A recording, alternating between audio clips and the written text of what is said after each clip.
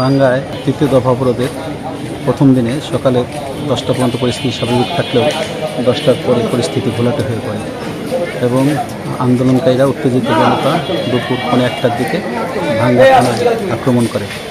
এ সময় ভাঙ্গা থানা পুলিশের 5টি পিকআপ গাড়ি, একটি 5 টনি পুলিশ ট্রাক এবং 2টি মোটরসাইকেল, সরকারি মোটরসাইকেল, একটি পুলিশের ব্যক্তিগত মোটরসাইকেলে ভাঙচুর এবং অগ্নিসংযোগ করে। সব মিলিয়ে পরিস্থিতি থমথমে। এছাড়া এরা ভাঙ্গা হাইওয়ে থানা আক্রমণ করে, গাড়ি ভাঙচুর করে এবং ভাঙ্গা উপজেলা পরিষদ কার্যালয়ে হামলা, ভাঙচুর, অগ্নিসংযোগ করে। বান্ডেল থাকলে প্রতি সেনমানিতে টাকা বাঁচবে। বিকাশ সেনমানি বান্ডেল কিনে জিতুন প্রতি লেনদেনে।